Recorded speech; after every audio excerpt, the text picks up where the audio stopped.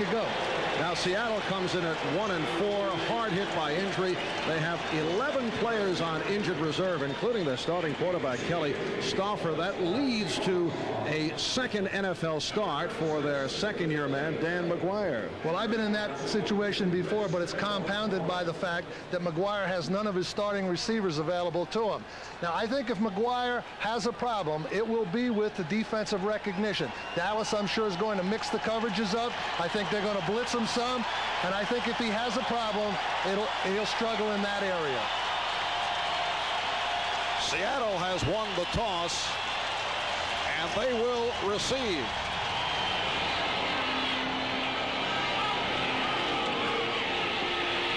And it's Chris Warren with the return.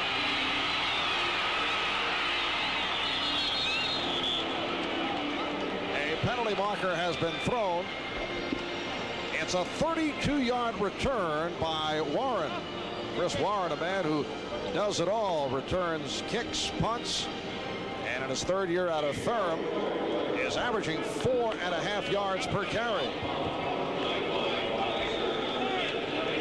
Apparently an inadvertent flag was thrown, so it is called off. A look at the offensive line of the Seahawks. The problem area has been at the left tackle position, played by the rookie Ray Roberts. McGuire, the quarterback, Warren, and Williams are the running backs. So the Seahawks start out from their 33-yard line. This is Warren, and he's bottled up. Russell Maryland and Tony Casillas leading the charge. A look at that Dallas defensive unit.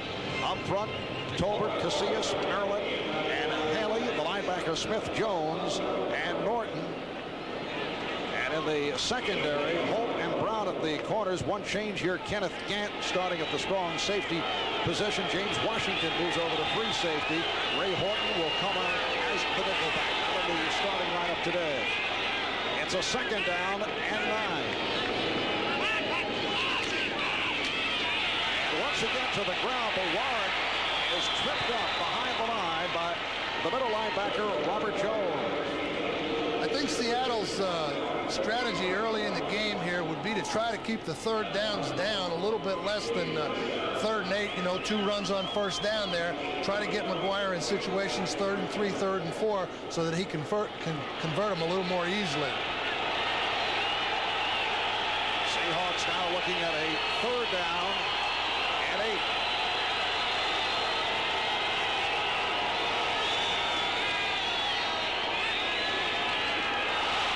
Problems with the snap, and the Cowboys have recovered. Vincent Smith, number 57 in his 4th year out of East Carolina on the recovery. Sometimes when you're looking downfield at the coverage, you don't get the snap quite in the right spot. I'm sure McGuire's attention's in another area, and you can never ignore that center snap, because that's what puts the ball in play, and first things first, always. Well, the Cowboys take over Seattle with its 11th fumble of this young season. Dallas first down from the 34-yard line. Emmitt Smith trying the right side. Emmitt Smith held in check Monday night by the Philadelphia Eagles, held to 67 yards, 19 carries. That's an offensive line that has allowed only 6 sacks in 4 games. However, 4 of the 6 surrendered to the Eagles on Monday. Troy Aikman, the quarterback. The running backs, Emmitt Smith, Darrell Johnston, and the receiving corps led by Michael Irvin, along with Alvin Harper and Jay Novacek. When they go to the 3 wideouts, the man they call Kmart, Kelvin Martin, checks in. 8-yard advance by Smith, second down and 2. Big hole for Emmitt Smith. A free safety, Eugene Robinson, able to get him down as Smith reels off 16. Dallas opens with 2 tight ends, and it's just a little draw play that Smith's run so effectively since the beginning of his career, right to the secondary. Eugene Robinson with a block tackle keeps Smith from going in for that touchdown. And coming into today, Emmitt Smith leads the NFC in rushing yards. Last year led the NFL in rushing. He's carried twice for 24. Smith again. Bringing down to the 1. Free safety Eugene Robinson kept him out of the end zone. Well, Seattle tried to get 8 men up on the line of scrimmage. You see Robert Blackman, the strong safety, blitzing there. But Dallas has a good blocking scheme and gets a hat on everybody. And it's that same little sprint draw there to Smith. Takes it down to the 1. It is a 2nd and goal at the 1. We're just underway at Texas Stadium in Irving, Texas. May have made the first down here. Clock where you can kneel down. So they check it out with the yardsticks.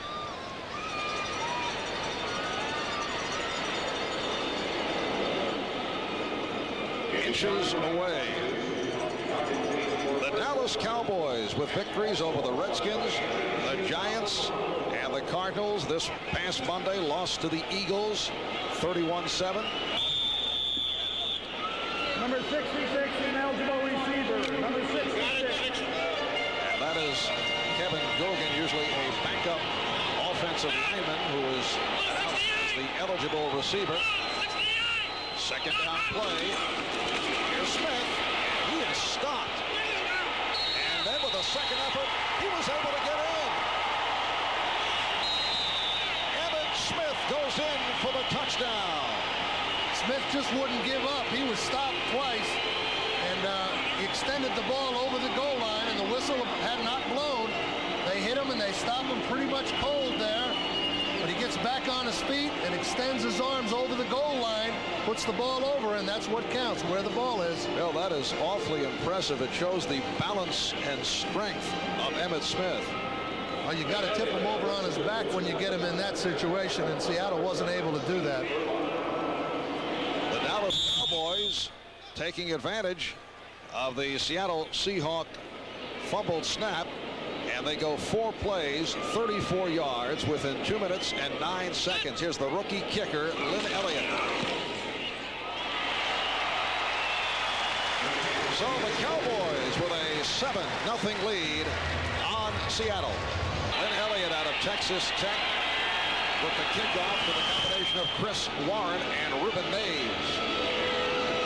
Here comes Warren. And he slipped, fell down as he crossed the 15, covered up by Tony Hill. So the Seattle Seahawks back to the offense. Seattle last Sunday lost at San Diego 17-6. They have lost also to Cincinnati, Kansas City, and Miami. The one win was up in Foxborough. They defeated New England by the score of 10-6. To make matters worse for this injury-riddled Seattle club, this has been a long spell on the road. This is the finale of 4 road games in 5 weeks. And we got a little formation problem. Dwyer trying to direct them, and looks like he had to call a timeout here. The pressure seems to be getting to Seattle just a little bit here early in the game.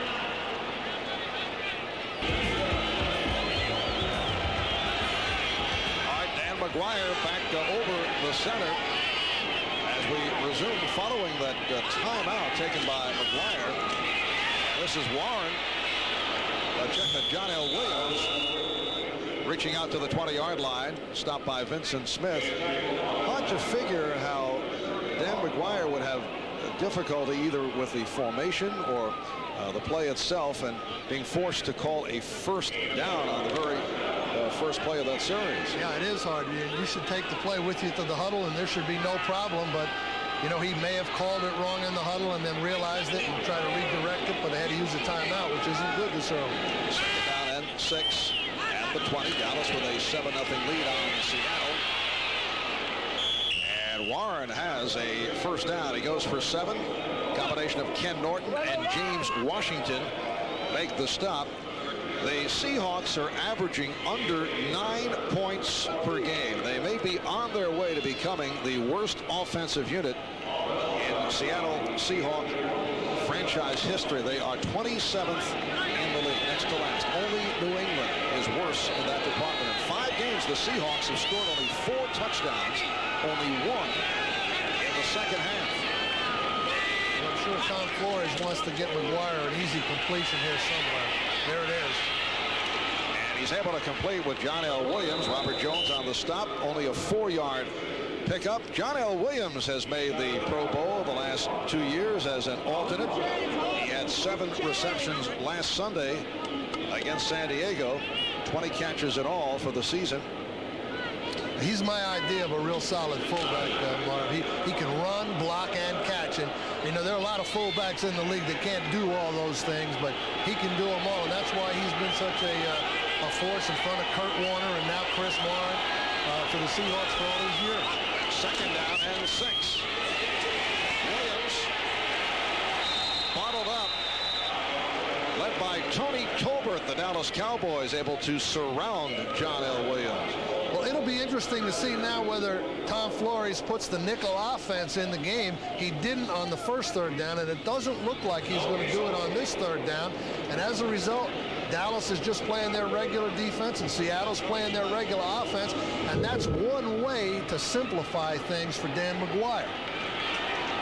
Tom Flores telling us yesterday after practice that his wife Barbara called him a masochist when he told her he had decided to return to the coaching ranks. McGuire looked deep, could not find anyone, and now throws it away. He didn't force it into a bad spot, though, and I'm sure that Tom Flores is not too unhappy. He would like to have the completion, but he didn't compound the problem. He didn't have anybody open. Dallas good coverage, and now we bring up a punting situation. Flores, incidentally, is still team president, but no longer goes by the general manager title. Joined the Seahawks as president and GM back in February of '89, and has decided to move back into the head coaching sideline. Here's Rick Tootin. Good punt, and the fair catch handled by Kelvin Martin. 8:13 remaining in this first quarter. A 52-yarder by Tootin to run. Oh, Marv, come on. It's football season. Yesterday you laughed hysterically when I told you that. Emmitt Smith is stopped back behind the line by Rufus Porter. It's been a good start, though, for Emmitt Smith. He's facing a Seahawk defense that looks like this. Jeff Bryant, Joe Nash, Cortez Kennedy, Tony Woods up front. Linebacking core, Terry Wooden, David Wyman, and Rufus Porter. And in the secondary, Dwayne Harper, Patrick Hunter, Robert Blackman, and Eugene Robinson. When they go to the nickel, they bring on 3 players, Davis, Dodge, and Wesco. Aikman with the pump, couldn't find anyone. And down he goes at the 12. Cortez Kennedy, who played for Jimmy Johnson at Miami in his 3rd year in the NFL, able to get to Aikman.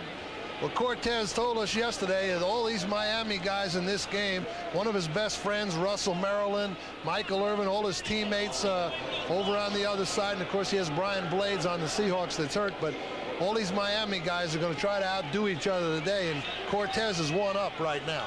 Cortez making it to the Pro Bowl last season as an alternate. He is so quick. Last year, as you saw, led Seattle defensive lineman with 6.5 sacks. It's a 3rd and 14. Aikman going for the draw, and Emmitt Smith not able to get anyone. So a good defensive series by the Seahawks. Also, too, Dallas leaving Emmitt Smith in on 3rd down is a little departure from what they've done the first couple of years. He normally would play just the 1st and 2nd down, but now they're working him into the 3rd down offense. And he told us yesterday, too, that he's a guy that doesn't want to come out of the game. You know, a lot of players say it, but when he said it, I believed him. I think he wants in there all the time. Mike Saxon will punt from his end zone to Chris Warren. 6:20 remaining first quarter. Dallas with a 7-0 lead. Line drive punt. Warren approaching the 45, but hit down. Kenneth Gant with the stop, a 47-yard punt, and good coverage by the Cowboys, but a penalty marker has been thrown. Well, in my judgment, You don't want to run east and west from that field position. You want to just take it up and get good field position. And the call is against Seattle.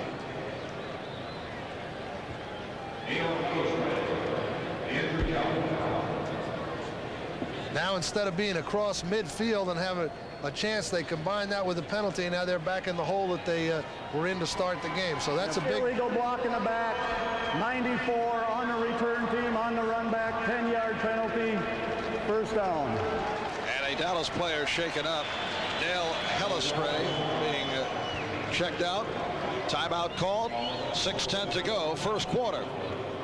Championship teams with the Raiders. He's had quite a record, and you know, Tom's a guy that's always a very low-key guy, doesn't really like much publicity, but he's got a pretty good coaching record, 84 and 57. In his 31st year overall in the NFL. Seahawks first down from their 30-yard line. McGuire able to swing it. John L. Williams with a short advance, combination of the middle linebacker Robert Jones and the left defensive end Tony Tolbert on the stop. Well, first down becomes very important for Dan McGuire, and I think the Seahawks coaches are trying to get something going that can pick up 5 or 6 yards, like that little swing there to John L. Williams or the run to Chris Warren, just to get McGuire settled down, keep those third down conversions down to a minimum. Now Dallas is giving them kind of an 8-man front here. This could force an audible on the part of McGuire. David Daniels now flanks out wide to the left side. McGuire continues to go short. What a hit by Isaac Holt. It's an 8-yard pickup. A rock thrown at Rob Thomas. A tremendous shot by Holt. But it's good recognition on the part of McGuire, because this is definitely an audible. Thomas down, just hooks up in front of Holt. Nice quick delivery. It's an example of McGuire not letting Dallas dictate bad plays to the Seahawk offense. It's a good audible. He said he was prepared for the blitz yesterday. He said he's hoping they do blitz. And a first down for Seattle from their 42. Cowboys 7. And the Seahawks nothing. Just under 5 minutes left in this first quarter. Off the fake. Dallas did not go for it. Then McGuire with a dangerous pass, and it's caught for the first down. He floated one out there, and it was caught by Daniels, covered by James Washington. I'm sure Tom Floor is kind of holding his breath here. McGuire's trying to set up the pattern, pumps it, looking for the goal, but it's well covered. Now he just kind of heaves it, and when the ball's in the air that long, that should result in an interception 100% of the time. But the Dallas guys just could not get there to make the play. David Daniels, second-year man out of Penn State, used primarily on special teams, but the Seahawks have been hard hit by injuries in the receiving corps. Back to the ground. Here's Warren, and he's stopped. Robert Jones, the middle linebacker, who on Monday night against the Eagles had 10 solo tackles in on that stop. 16 tackles in all, and he leads the team in that department. Well, he's entrenched himself as a rookie at the middle linebacker spot, and I can tell you, being a defensive coach all my life, it's pretty tough to come in the NFL as a rookie and run the whole defense. So you got to take your hat off to Robert Clark, number 55. He's doing a good job for Dallas. It is a second down and 10.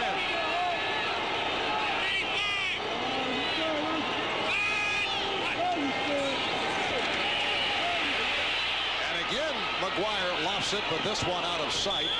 Intended for Rob Thomas, covered by the right corner, Larry Brown, and a flag has been thrown. Referee is Bernie Kukar.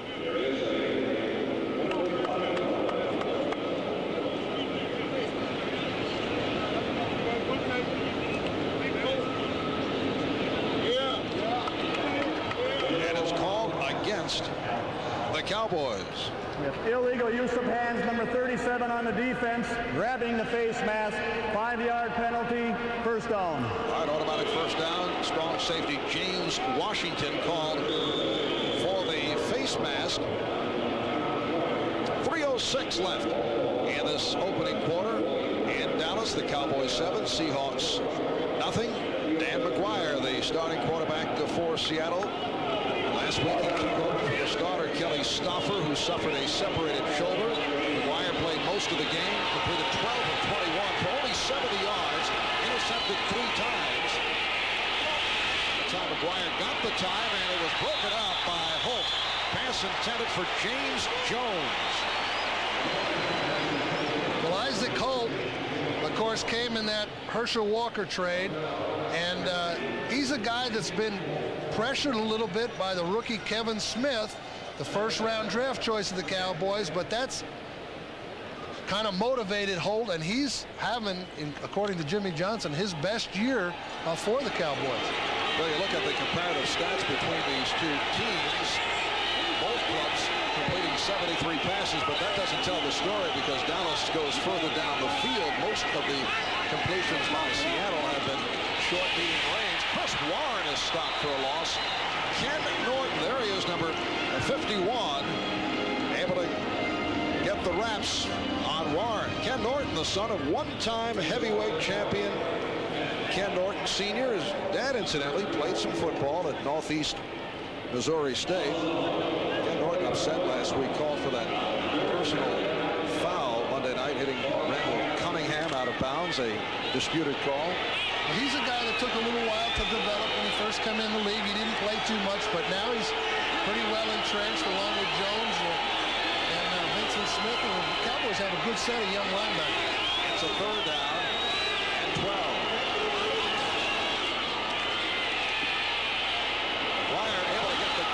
And completes with Thomas.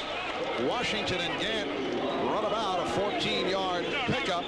So this has been a good series for the second-year quarterback, Dan McGuire. Well, he looks like he's a little more relaxed. He looks one side, the other picks up the receiver coming across. And Thomas makes a nice catch and then turns it up just in time to get the first down.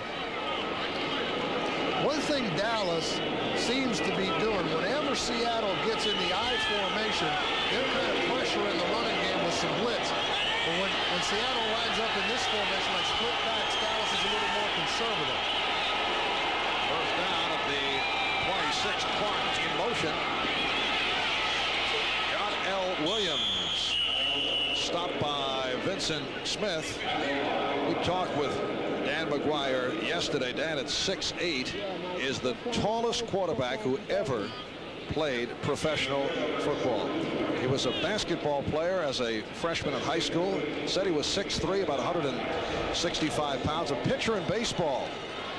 Mentioned that he threw hard, but he was wild as a lark. A friend suggested that he go out for the football team in high school as a quarterback. All fit into place, did well. High school team winning 2 championships. Just under 1 minute remaining in this first quarter. Play fake by McGuire, in trouble and brought down by Tony Tolbert, who goes 6'6". It's like an NBA matchup, Bill. The 6'6" Tolbert against the 6'8" McGuire. One thing you don't want to do in the red zone is take a sack. Now, they have a play-action pass. McGuire's trying to pick up the crossing receiver. He can't find him. And then Tolbert's, of course, right on him.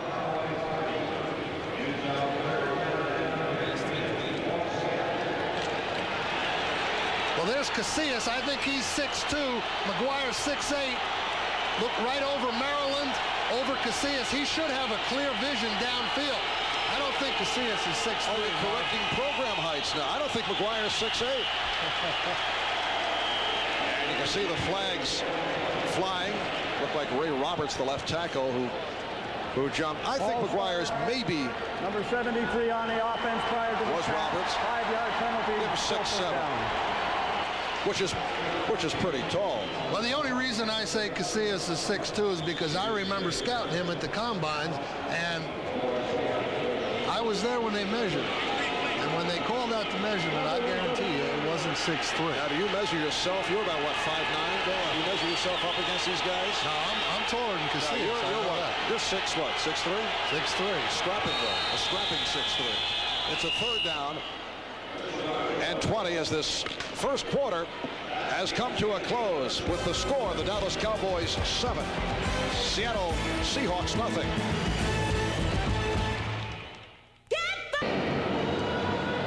I'll look at the first quarter statistics. The Dallas Cowboys, in terms of time of possession, only 4 minutes and 12 seconds. Seattle had the ball most of that quarter, although they're down 7-0. Well, just that one mistake on the fumble puts Dallas in good field position. And Seattle's got it going just the way they want. Now, I wouldn't want to have this third down and 20, but up to this point, they've done a pretty good job. This is the 10th play of the drive. McGuire hauled down. Second time he's been sacked. Jim Jeffcoat coming up with his first sack of the season. 10-year man from Arizona State, who you are very familiar with. Unfortunately, that name Jim Jeffcoat, now he was a starter at the right defensive end for a number of years when Tom Landry was here, and now he's relegated more to a role as a pass rusher, but he's probably going to prolong his career by adapting to that role, and he's always been able to get some pressure on that quarterback. Second punt coming up for Rick Tootin, who had 50 plus on his first attempt. And Martin lets it bounce, and it took a tricky hop. Let's see where it landed. Did it carry to the end zone? Yes, it did. So they'll bring it out to the 20-yard line. It's a 43-yard punt for Tootin. That's a situation where I believe I'd have to talk to Tootin a little bit. Punting from that field position, you don't want the ball to go in the end zone. You'd like to, be able to have a shot at downing it, so try to kick for the corner a little bit more.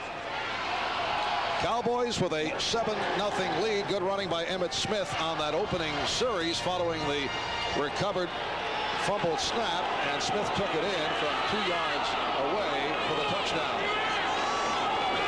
And Johnston are the running backs. Here's Aikman with the time. Troy Aikman with some very nifty running. He goes for 20 yards. Well, one of the things about Aikman that you do have to be concerned with is his scrambling ability. Now, he's a guy that when I was coaching, we would put a spy on him from time to time. And again, with the play action pass, you only have 1 or 2 receivers you're looking at. And as soon as they're covered, he's down with the ball and scrambling, and good help downfield from number 84, Jay Novacek. Troy Aikman in his 4th season out of UCLA. Last year established a new club record for completion percentage at 65. Did not have a good one against the Eagles Monday. Very few quarterbacks do against that Eagle defensive unit. Emmitt Smith trying the left side, met by the outside linebacker Rufus Porter. The other thing about Aikman, we were talking to Tom Catlin, the Seattle defensive coordinator, and he feels that Aikman's at the stage in his career now where you're not going to fool him anymore. When he's young, you try to mix the coverages and blitz him and do those things, but now you just got to hope he has a bad day or makes some bad throws, because he's going to recognize almost everything you put up there and try to execute against it. Aikman well ahead of schedule, 7 touchdowns, 5 interceptions. Looking to throw his first pass of the day, and he completes. Michael Irvin. Michael Irvin with the reception. Covered by Robert Blackman, and that picks up 23. Michael Irvin, an outstanding receiver on a little turn-in pattern there, beating Patrick Hunter back to the outside. Eugene Robinson and Hunter go back and make the tackle on him. But when you have Irvin and Smith and Harper and Novacek and Aikman, you've got enough firepower to be productive on offense no matter what they do on defense. Although when we chatted with Troy after practice yesterday, he said that the Dallas Cowboy offensive unit is still missing one ingredient, a Dave Meggett type back for third down situations. That was intended for Alvin Harper, covered by Dwayne Harper. Well, it's like a candy store, though. There are always things that you want and you need, and you can't have it all. Right now, I think the skill people on the Dallas offense are comparable to anyone, certainly in the NFC East and probably in the NFC. They've got enough firepower to compete offensively every week. Of course, you see they got all these high draft choices there on offense, and they should be good players. Well, this is a club that certainly turned around Jimmy Johnson revitalizing the franchise. They opened up at 1-15 in his first season. That's a draw for Smith, who was able to take it to the outside, getting inside the 25-yard line. The free safety, number 41, Eugene Robinson, with the tackle. But you see, Emmitt Smith is the kind of back, and there are very few backs where he runs into the line, there's no hole, and he can just jump sideways and create his own daylight, get to the corner. Now, that play is designed to go inside. There's no hole there. It's stuffed in it. He just jumps laterally. There are very few backs in the league with that kind of running ability. Marv with Bill Parcells from Dallas, Texas. 3.5 gone by. Second quarter. The Cowboys 7 and the Seahawks nothing. Dallas with a 3rd down and 2. Hard driving run by Smith for another Dallas 1st down. Middle linebacker David Wyman made the stop. Well, Dave Wyman has a primary responsibility of defensing Emmitt Smith, and we talked to him yesterday, and he was telling us that Smith is hard to tackle because of his low center of gravity. You don't get a good shot at him. Now, Wyman's got some additional duties, too, because in the passing game, he's going to be doubling a little bit on Jay Novacek, so he's got a full day's work ahead of him. Wyman, who was not a happy player last year, claiming the Seahawks kept him on injured reserve long after he had recovered from a damaged knee. Able to make the return after the knee surgery. Aikman's pass almost picked off. Patrick Hunter had a shot at it. A pass that was intended for Michael Irvin. Sometimes you don't see that strong safety. Now, they think they're throwing 1-and-1 on the corner there. Patrick Hunter is playing in the strong safety position versus Dallas slot formation, and he sneaks right underneath that little hook pattern run by Irvin and almost comes up with the interception. And had he intercepted that one, Marv, I think he'd still be going. Yes. 2nd down and 10. Dallas Cowboys record of 3-1. Tough schedule though coming up for the Cowboys. Aikman's pass caught. A spectacular catch by Michael Irvin. Harper and Robinson with the hit, and Irvin is shaken up. A 20-yard pass play. Well, you see Michael Irvin, who's 6'3" against Dwayne Harper, a little shorter, gets the break to the post, and Harper just is not big enough to drive through Irvin and break up the play. It's a physical mismatch down near in the red zone. Irvin's too tall, his arms are too long, and Harper just can't make that play. Sets up a 1st and goal for Dallas. Just because Michael Irvin's the split end, and they usually call a split end in pro football X. Harper's trying to take away his inside. The term we used to use in football for take away X inside, taxi. You know, like yelling for a taxi, Marv? It's very clever, Bill. Take away X inside. Got to take him away a little better than he did on that last play. Michael Irvin, incidentally, is okay after taking that hit, and it's Emmitt Smith being stopped by number 27, Patrick Hunter. There's Irvin, man who leads the NFC in receiving yards coming into today with 477. Leads the NFL in yards per catch, averaging just under 23 per reception. He's caught 2 today for 44 yards. Michael Irvin, though, he's a guy that has the ability to make the big play. The one thing he does that a lot of receivers don't do, Marv, he scores a lot of touchdowns. It is a 2nd and goal.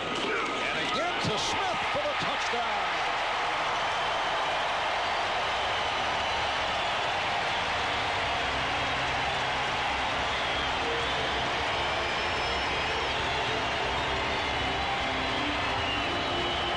Smith with his 2nd touchdown of the day. He has 5 for the season. But more than that, Jimmy Johnson's got to be very happy with the way the Dallas Cowboy team has responded. You know, he was very concerned about how hard to practice him, how hard to work him with a short week, coming off that emotional loss to Philadelphia. They come back and they've responded very, very well here in the first part of the ball game. They have a 14-0 lead, and it looks like they're right back on track.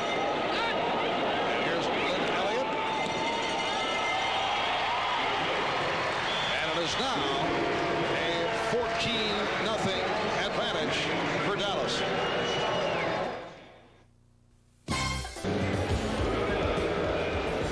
The Dallas Cowboys going 10 plays, 80 yards in 4 minutes and 55 seconds, capped off by the short run by Emmitt Smith for the touchdown, and Dallas now leads by the score of 14-0. Chris Warren with this kickoff return. And once again, strong coverage by the Cowboys. Thomas Everett, Kevin Smith combining on the tackle of Warren, and a penalty marker is thrown. Might be Dallas offside. It might have left a little bit early. That'll be a big break for the Seahawks if they did.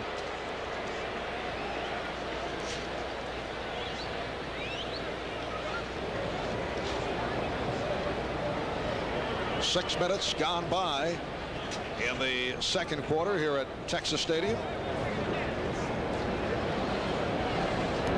Offside, number 90 on the kicking team. 5-yard penalty, re-kick. And that is Tony Hill called for the offside. Jimmy Johnson, head coach of the Dallas Cowboys, last year guided Dallas to its first playoff appearance since 1985. Look at that turnaround. Best record since '83. Cowboys going 11-5. So he's taken a 1-15 team and turned it around following a successful collegiate coaching career at Miami and Oklahoma State. Well, I think he had a little trouble his first year, and there was a lot to do here in Dallas. He brought his philosophy in. He's had the flexibility to alter it just a little bit, and the results have been very dramatic. And, you know, he's on the verge now of having this team in position to compete. Crowd reacts as Glenn Elliott is able to put it through the end zone. Bill Bates, noted for his special teams play, a backup defensive back, a keen observer of the NFLC in the past 10 years, was telling us yesterday that he feels the Cowboy coaches, in particular the head man Jimmy Johnson, should receive much credit for changing, as you mentioned, changing the philosophy.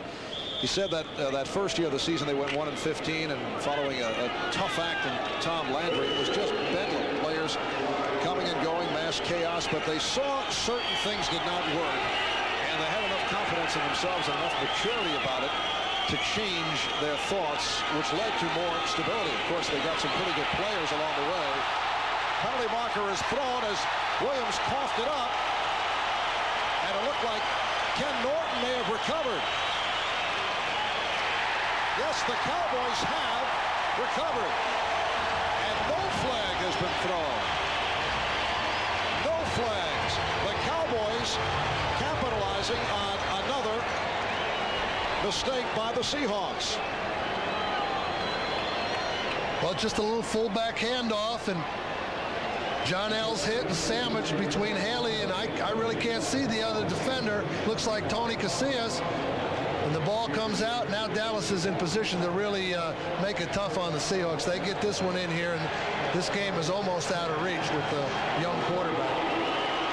Norton with the recovery, and Dallas first and 10 outside the 20. Emmitt Smith with a short pickup. Cortez Kennedy on the stop. John L. just trying to cut back there. You see Casillas and Haley just sandwich them. And, you know, it's the running back's job to protect the ball, and he didn't do it well enough on that play. Now, as I said, big pressure on Seattle's defense here to come up with something to keep this from going to 21. Second down and 9. Dallas at the Seattle 20-yard line. Michael Irvin apparently all right after taking that hard hit when he came up with that terrific catch. And he split to the left. Now Irvin in motion. They've been able to complete to Kelvin Martin. Kept away from the first down marker. The ball was not free, but the play may have been whistled dead. Dwayne Hopper with the stop. Let's see where they spot it. Looked to be about a 9-yard advance.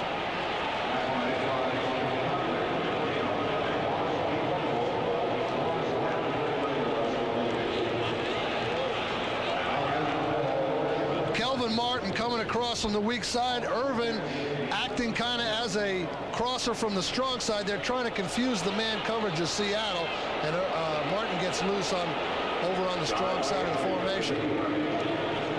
Creating a second and about a half yard. Kelvin Martin goes 5'9", 165 pounds, out of Boston College. He's a playmaker, that Kelvin Martin. He's big in their return game. He's their third down wide receiver, and he's a veteran player. He's the kind of guy that can change a game around. Matter of fact, there was a day, Marv, when I tried to make a trade for that young man right there, but Jimmy Johnson said no. Who are you offering? Well, I don't recall who we offered, honestly. I think a draft pick. Smith stopped back behind the line. It actually sounds like an honest response. I was trying to catch you off guard because you never will tell me about the trades that did not take place. Well, I believe you. It sounds credible. Well, Tom Flores is pretty happy about that defensive series right there, because they were able to hold Dallas to a field goal attempt, taking over on the 20-yard line like that. And so Seattle's defense did the job. And, of course, that's been the strength of their team so far this year. The rookie from Texas Tech, Lynn Elliott, as you see, only 3 of 6. Last week he missed his one attempt from 48. This is a 31-yard field goal attempt. Steve Berline will put it down.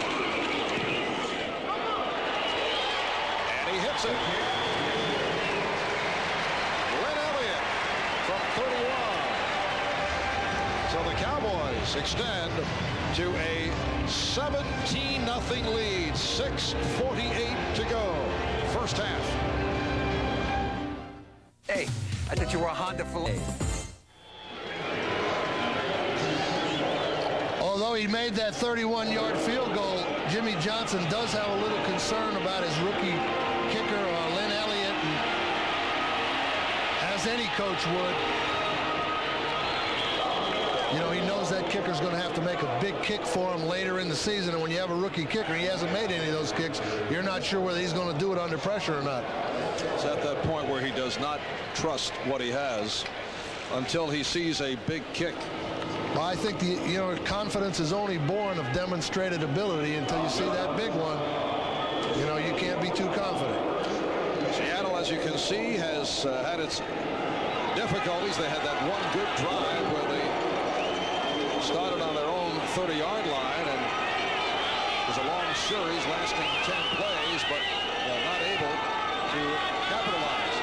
It's a first down for the second-year quarterback, Dan McGuire, and that is incomplete. Larry Brown on the coverage of Rob Thomas. 6.5 remaining in this first half.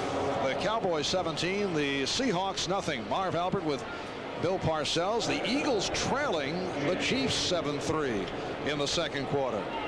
That'd be an upset. Yes, I think it would. Well, Seattle desperately needs to get a drive going to put some points on the board before the half. You don't want to go in 17-0 or 24-0. They really need to get a drive going here. It's a 2nd and 10. Chris Warren spinning his way across the 25-yard line, followed up by Robert Jones. Warren going for 7 yards. Ray Roberts, the rookie left tackle of the Cowboys, is a guy that struggled as any left tackle would, who's forced in there, and in his first year, I think, other than quarterback, probably playing left tackle as a rookie in the National Football League is the most difficult position to come in and adapt to. Why is that? I just think you're getting all the speed pass rushers there. You're getting tested on all sides. You got some of the most athletic players in the league that you play against every week, and you have to deal with it, and very few can. McGuire could not find anyone, and then he is hit hard by Robert Jones. That's also the blind side normally for the quarterback. Yeah, you have to protect your quarterback, and Roberts is a guy that has very, very good athletic ability. Now you see him trying to cut Jeffcoat there, And that's something that you usually don't like to see, but sometimes young players do that out of desperation. Usually you want them to stay on their feet and stay between the quarterback and the defender. And the third punt coming up for Tootin.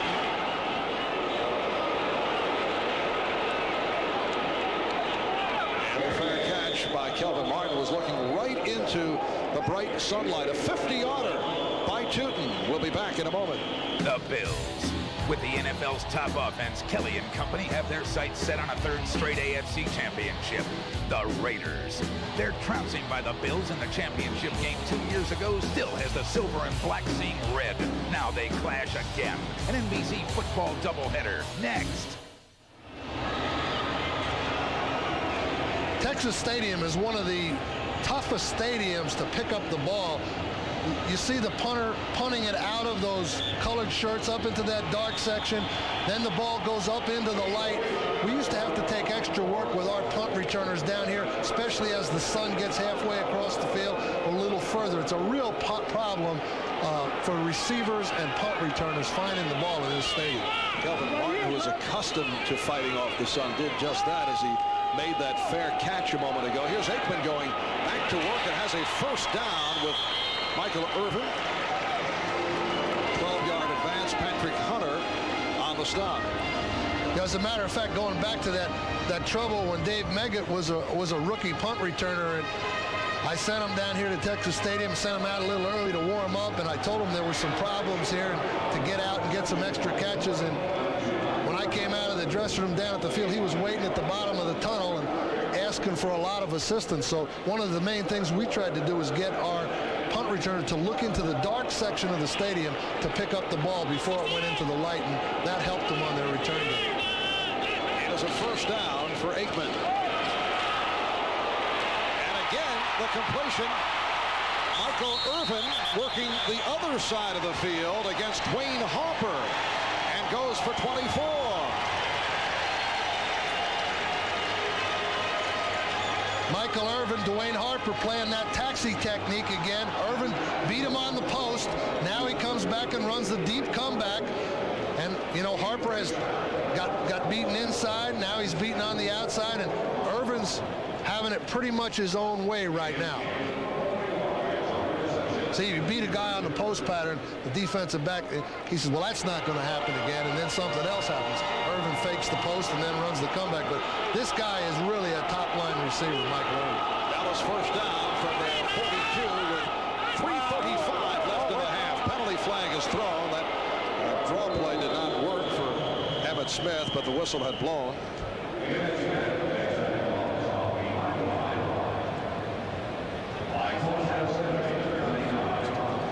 The Dallas Cowboys with a 17-0 lead on the 2 touchdowns by Smith and a 31-yard field goal by Lynn Elliott. Seattle, the most penalized team in the NFL, and they pick up another right here.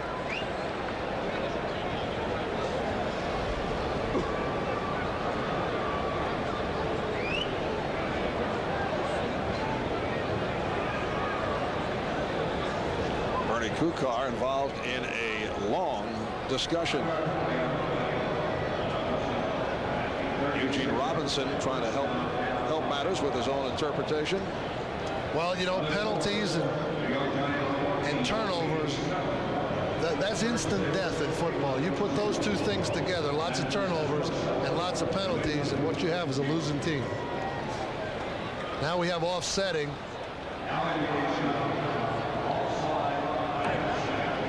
Defense, number 90, offside.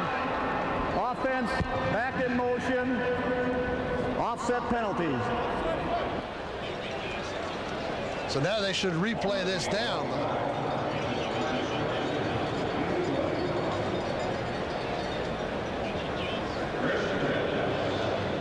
Yeah, the backs are in motion there, and Cortez, of course, jumps. And I think they should be replaying this down, Marv. It's offsetting penalties. Apparently that's what the discussion concerned, and Eugene Robinson talked it over with the referee Bernie Kukar, and it is now a first down. So that is the case. Emmitt Smith is stopped.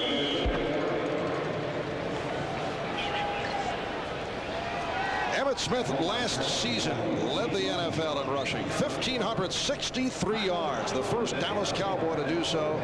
Also ran for 12 touchdowns. He is attempting to become the 7th player in the history of the league to win back-to-back rushing titles. Emmitt Smith with 2 scores this afternoon has passed by the output of the entire Seattle Seahawks. Well, he's turning into a very well-rounded back. You know, a lot of those tailbacks in college aren't good pass blockers, but Emmitt has adapted his style to the Cowboy offense and now can hold his own pass blocking also. 2nd down and 6. Aikman able to step up. Goes the short route to Novacek, and that is short of the first down. He was wrapped up by David Wyman, lost his helmet in the process. Jay Novacek signed late, began slowly, has shown signs of coming on in recent weeks. Well, I think he's Troy Aikman's security blanket. I mean, every quarterback has to have a guy that he just feels like he can get the ball to every game. And, you know, you can do something to take away your receivers, but you can't do too much to take away the tight end. And he goes to him quite a bit in clutch situations. In the first half in Dallas, the Cowboys with a 17-0 lead. Coming up, the Domino's Pizza NFL Live halftime report. Bob Costas, O.J. Simpson, and Will McDonough bringing you up to date all the action from around the NFL. Also, Gail Gardner will take a look at what has been a tragic year in the National Football League, most notably the death of Jerome Brown. That's all coming up at halftime.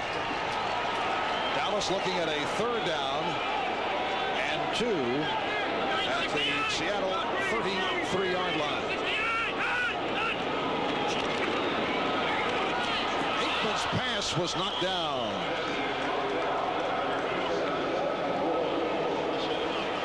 Tony Woods, the right defensive end, 6-year man out of the University of Pittsburgh, getting a piece of this. Tony Woods working against the Cowboy left tackle, Mark Tunay. Gets his hands up, and Aikman just throws it to him. Now, you got to blame that one on the quarterback. He's got to get in between the offensive lineman and not let the guy just jump up right in his face like that. Field goal attempt coming up for Lynn Elliott. This is from 51 yards away. Earlier he hit from 31. He's 4 of 7 for the season.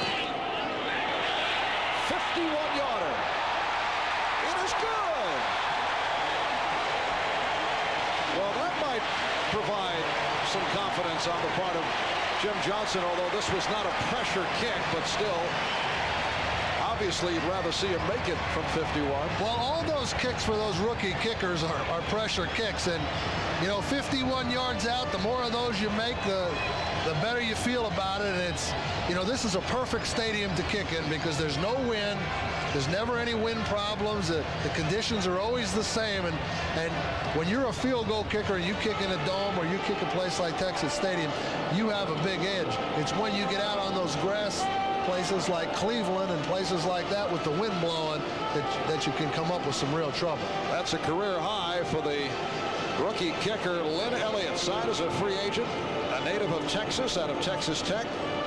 Won the job with kicker Ken Willis going to Tampa Bay on Plan B following last season. Willis had a terrific year. His kickoffs on the short side at times, but a very consistent placement man. Line drive kick now by Elliott. Gets into the end zone. They will bring it out to the 20-yard line with a minute and 51 remaining in the first half, and the Cowboys leading by the score of 20-0. Well, it'll be interesting to see here if the Seahawks just kind of sit on this, even though they're down 20-0. You know, you don't want to make it 27, give up a turnover. So I'll be interested to see, you know, what mode they take with the young quarterback here. Seattle Seahawks not able to get very much going. Check out average yardage when they pick up, when they operate on first down, only 3.2. Dallas just under 7 yards on first down. And McGuire is brought down, and that is not a live football. Play is blown dead. Third time that Dan McGuire has been sacked. Again, the problem that McGuire thought he might have is the recognition part of the Dallas defense. You see him, he's wanting to be sure. You want to be sure, and you know, sometimes you just can't be sure. You got to pull the trigger, and you know, he's a little reluctant to pull it from time to time, and it winds up in sacks. Now that ball is almost loose, but the referee's right there with the whistle, so he called him down. Dan McGuire looking at a second down and 20. Crowd responding to the defensive unit. John L. Williams stopped by the combination of Jim Jeffcoat and Jimmy Jones. And you'll see Dallas use timeouts here now to try to get the ball back and get themselves another position. There's McGuire being sacked, and it looks like the ball's loose before he's down, but the official will call, you know, grasp control. If they have him, he can blow the whistle to protect the quarterback, and quite apparently that's what happened, that it was blown dead before the ball came out. Minute 12 remaining first half when we resume following this Dallas timeout. Seattle with a third down and 21. A reminder, 16 of tennis's greatest legends will be in action next Saturday at the Jeep Eagle ATP Senior Tour Championships. Borg, Laver, Nastasi, Smith, just some of the entries. That's all next Saturday right here on NBC. It has been a very difficult first half for Dan McGuire. Young man who played in a pro-style offense at San Diego State, and the brother of Mark McGuire of the Oakland Athletics. Mark, incidentally, goes about 6'6".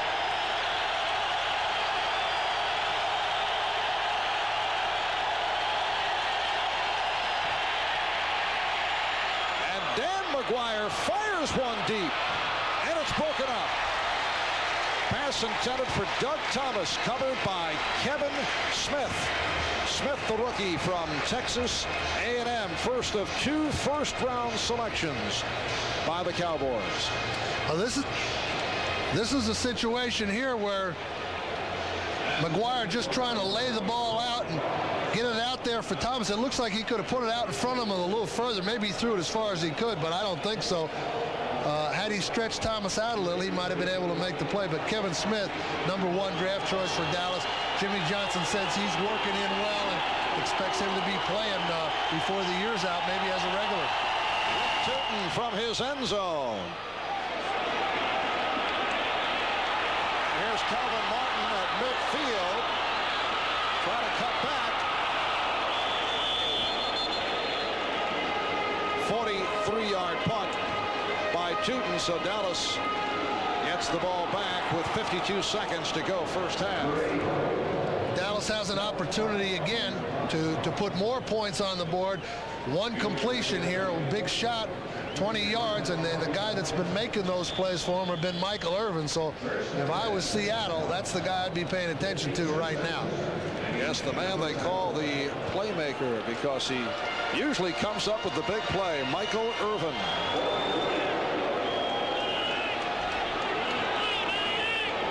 Cowboys do have 2 timeouts remaining.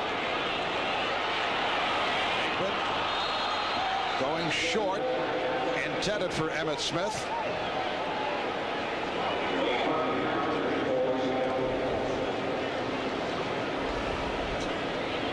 I don't know if that is a hope for the Seattle Seahawks, but the one negative point that you can talk about concerning the Dallas Cowboys is the fact that they have not done it in the second half, and they allowed teams such as the Giants and the Cardinals to come back on them.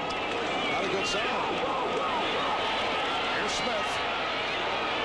Well, the thing there on that graphic that was just up with the points scored, Dallas taking another timeout here, but the thing there is, you know, when you have a little immaturity on your team, you get ahead And the players don't realize the teams can come back quickly in this league. They don't shut the door on them once and for all. And sometimes when you have a young team, you have to go through those things. And one of the things you got to go through is, staying ahead once you get ahead.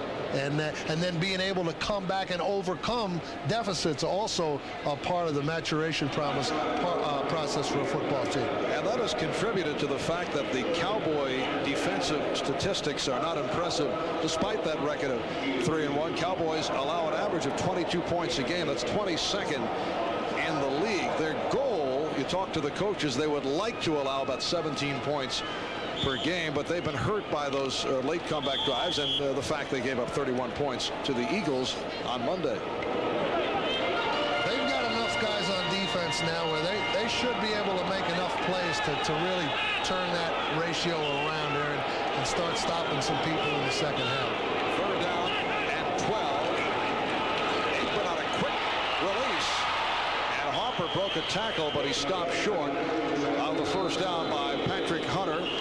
The clock is stopped. Another timeout taken with 30 seconds remaining in the half. Well, this was a little strategy. With 3rd and 12, Seattle blitzed enough guys so that the receiver had to make a sight adjustment there, forced Aikman to throw it short underneath the coverage, and Seattle was able to tackle and bring it up a 4th down. And that's a pretty common strategy that's used from time to time in football. You get extra long yardage and you blitz them, and Tom Catlin made that call there. You see him, the defensive coordinator for the Seahawks, and the Seahawks came up with a good play and prevented another additional score on the part of Dallas. Tom Catlin in his 10th season with Seattle. He began his coaching career with the Dallas Texans of the American Football League, the AFL, back in 1960 under Hank Stram. Well, that's a long time to be coaching football, I can tell you.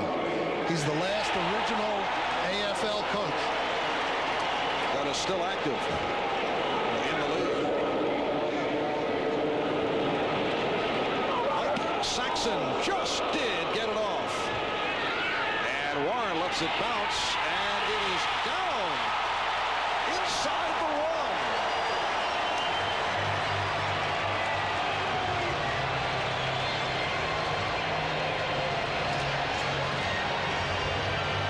1. Robert Blackman. He almost gets it. Saxon kicks it right through his hands, and then a great play by Clayton Holmes on the part of Dallas. He had his foot on the line, but it's not his foot. It's where the ball is. And I guess the ball must have broken the plane because they ruled the ball's out on the 20 now. Yes, they made the change, but a terrific effort by Holmes. Blackman nearly came up with the block. Seattle from its 21 seconds remaining in the half. Seahawks have accounted for only 35 yards total offense.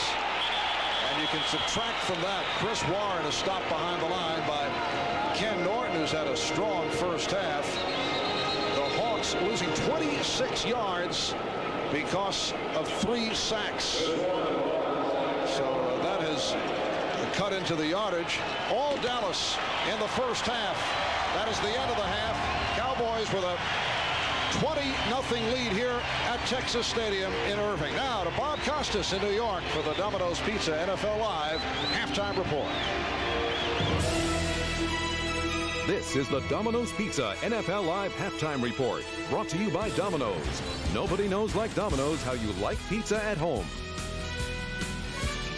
Okay, OJ and Will are here as always, and we'll talk a bit more about Seattle and Dallas in just a moment with the Cowboys up 20-0 at the half. Elsewhere, in Miami, the Falcons are in front of the Dolphins 10-7. Deion Sanders has played plenty, and we'll get OJ's observations on that in just a minute. Philadelphia and Kansas City on a pair of David Craig touchdown passes, each to J.J. Burden. It's the Chiefs at 3-2 and coming off a heartbreaking defeat at Denver a week ago, leading the 4-0 Eagles, who came in riding high after blowing the Cowboys out on Monday night at the Vet, 14-3 late in the second quarter at Arrowhead Stadium. San Francisco and New England, it's 10-3 in favor of the 49ers at 4-1 over the 0-4 Patriots late in the first half at Foxborough. The touchdown for the 49ers, a 32-yard throw from Steve Young to Jerry Rice, Rice's second TD catch of the year.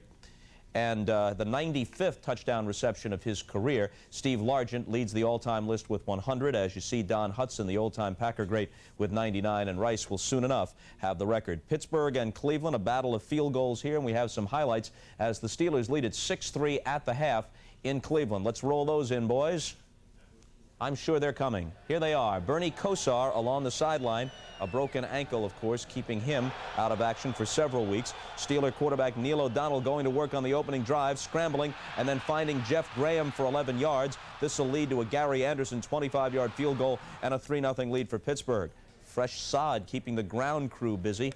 Little shot for some of the horticulturists in the audience. Pittsburgh was leading 3-0 when Neil O'Donnell went to Dwight Stone for an apparent 17-yard TD, but the play was called back when Tunch Ilkin was flagged for holding, so the Steelers settled for a 36-yard Gary Anderson field goal, a 6-0 lead, and later the Browns got a field goal of their own, and they creeped to within 3 at 6-3. Phoenix and the Giants at the Meadowlands in New York is in front in this one. Both clubs are 1-3. It's 21-14 Giants, almost halftime in New Jersey. What about Deion Sanders? Well, Miami spent a little time trying to take advantage of Deion's lack of sleep, one must assume, with his late arrival from Pittsburgh last night. They went after him right away with some limited success. They got a pass interference call against him, and there was another call, but they ruled the pass was uncatchable. And Jerry Glanville is trying to get their $118,000 a game out of Deion because they've used him on defense, kickoff returns, and they've even put him in on a pass play on offense. He had a 9-yard gain. So Deion is playing very well.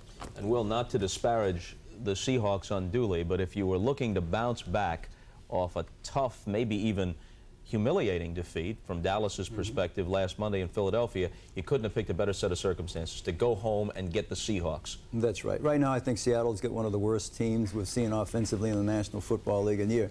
Although New England is close, and Cleveland is close. But coming into this game today, Seattle has only scored 43 points. But you look at one thing, Bobby, you look at the teams without an offensive line. You look at New England, you look at Seattle, you look at Cleveland, right? They cannot score points. They really cannot score points. Denver having trouble with its offensive line, and until last week when they came back against Kansas City, they couldn't protect Elway, and they weren't scoring either. Well, they score in the 2-minute drill with Elway. That's it. I mean, the rest of the game, they don't move the ball either. Every single team in the league that hasn't got a good offensive line really can't score points this year, and there's a reason for it. Because defense is now starting to dominate in the National Football League, and if you haven't got a good offensive line that can stand up against some of these linebackers that can really come and run, then you really can't score points. Time for us to step aside. We'll welcome Gail Gardner in when we continue right after this. This is the Domino's Pizza NFL Live Halftime Report, brought to you by Domino's. Nobody knows like Domino's how you like pizza at home. Gail Gardner joins us now with a different kind of story from the NFL. Gail, as a kid, I remember hearing of the death of Bears running back Willie Gallimore in an automobile accident. Right. And from a child's perspective especially, you say to yourself, that can't happen. It's unbelievable. Right. Not even from a child's perspective. I know somehow we always think that athletes are just going to, because they're so powerful and so strong, they're just going to live on. We think of them as invincible, and probably especially football players. Maybe it's their size, the helmets, all that padding, the tremendous hits that they can survive. But occasionally they are cut down in their prime, and this has been a particularly tragic year. Oddly, these tragedies have been part of a strange and almost haunting legacy. October 24th, 1971, Lions wide receiver Chuck Hughes suffers a heart attack at 28, becoming the only NFL player to die on the field. June 29, 1983, Chiefs' beloved running back Joe Delaney dives into a water-filled ditch to save 3 drowning children and never resurfaces. Joe Delaney could not swim. June 27, 1986, Browns' talented free safety Don Rogers dies of a cocaine overdose, 8 days after Len Bias died in the same manner. Rogers was to be married the next day. Eerie and unexpected deaths, but never more so than this season. Lions left guard Eric Andolsek killed by a runaway 18-wheeler while weeding his lawn. Lions coach Wayne Fonts also lost his older brother and defensive coordinator Len. It's hard emotionally. I cry a lot. So it's something that we're going to have to live with this year, and like the families, and put our faith in God and our trust in God, and get through this thing. In May, Colts defensive end Shane Curry was shot to death. Then his University of Miami teammate, Eagles great defensive tackle Jerome Brown, crashed on a rain-slicked highway.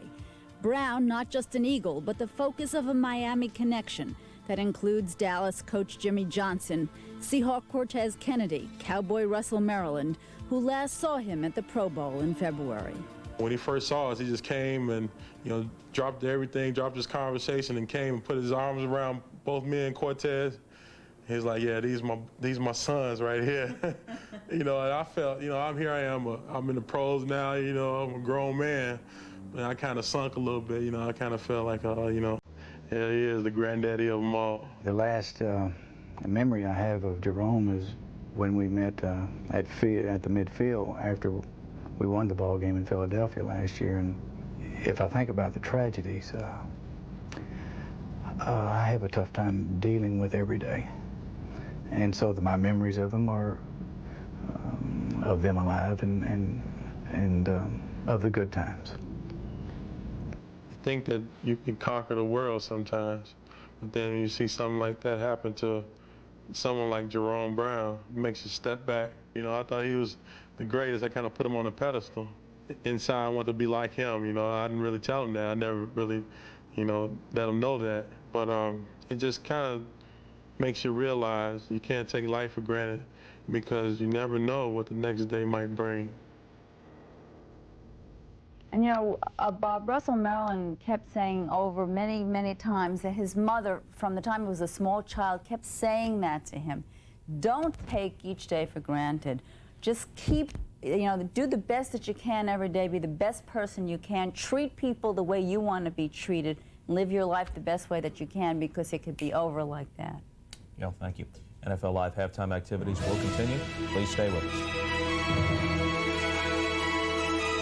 The first half with that 20-0 lead. And Bill, look at these stats. Second quarter, Seattle -9 yards, only 45 yards total for the game. Dallas with 140 yards in the second quarter. All began badly, though, for the Seahawks on that very first series. Well, it's Tom Flory's worst nightmare. You got a young quarterback. You're on the road.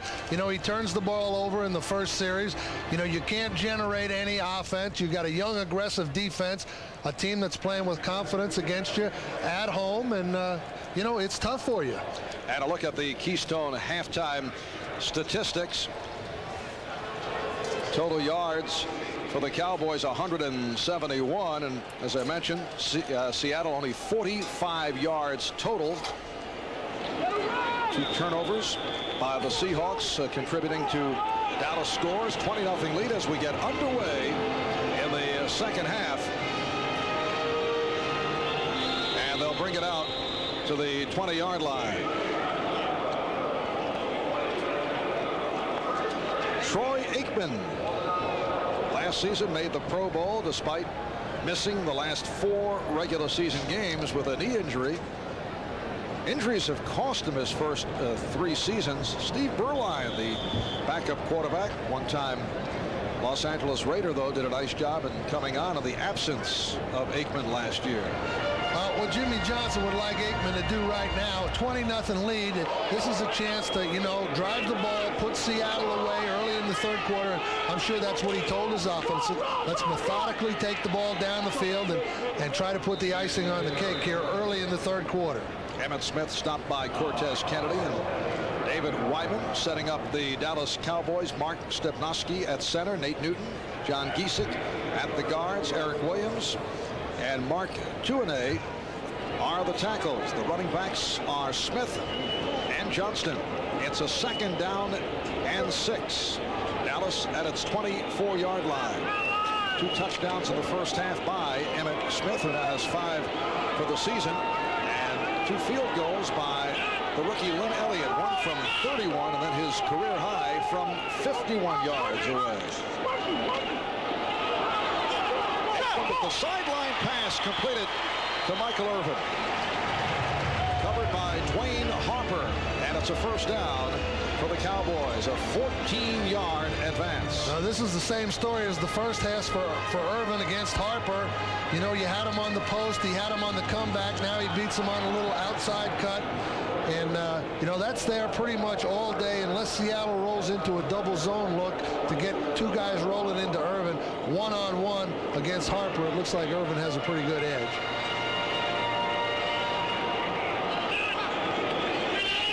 Irvin lined up in the slot to the left. Harper flanked to the left.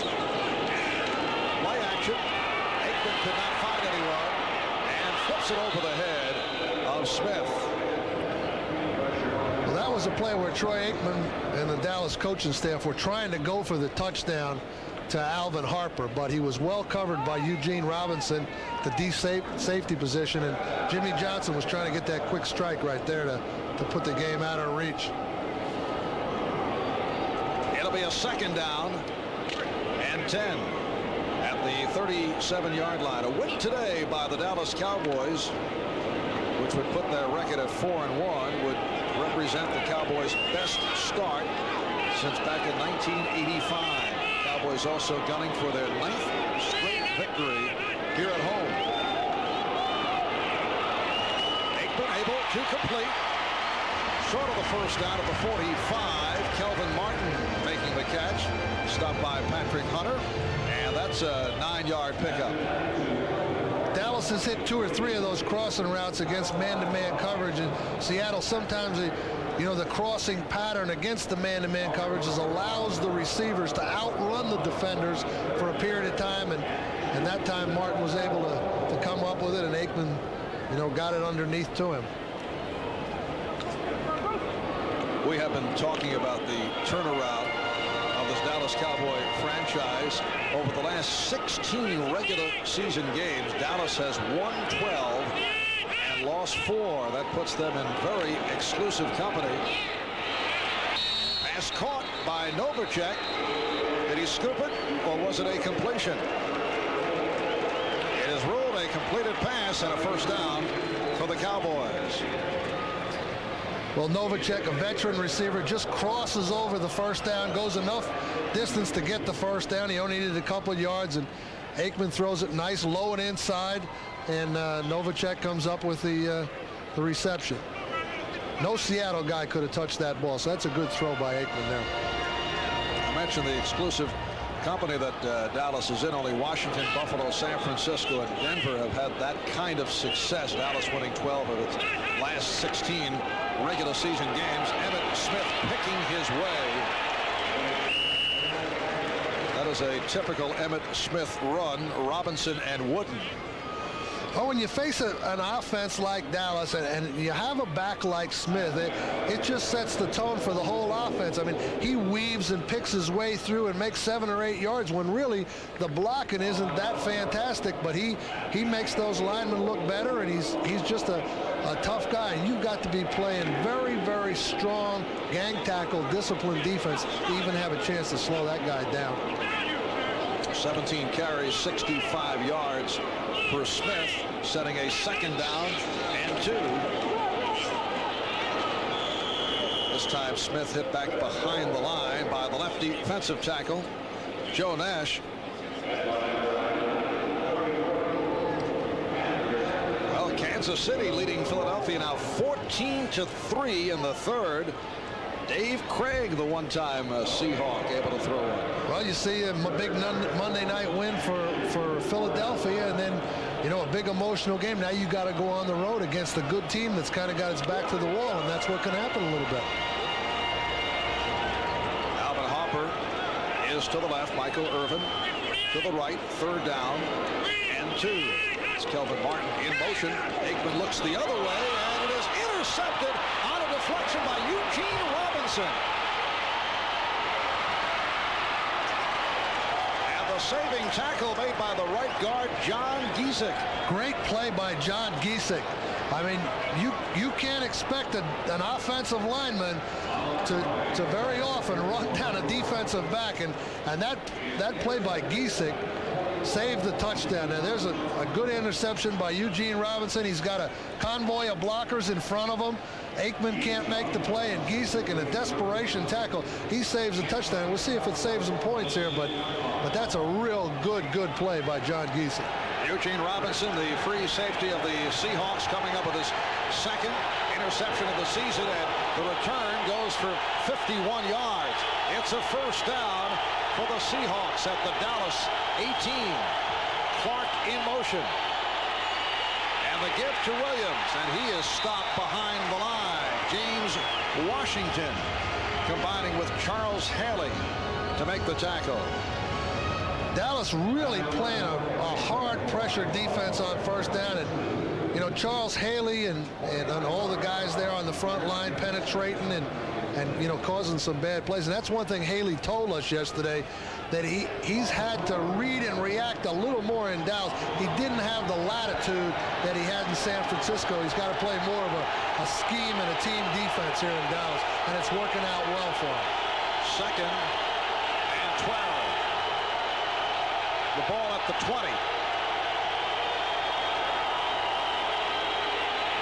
Look out. 4th sack of the day for the Cowboys, and McGuire is shaken up. Robert Jones comes up with the sack, his 2nd of the season. You see all these linebackers coming up in here and safeties trying to get up the middle on McGuire to pressure him as he goes back, and he just doesn't see it coming. And the linebacker, Robert Jones, is just free, and the safety pulled off, and big play for the Dallas defense and knocks him right out of the scoring zone.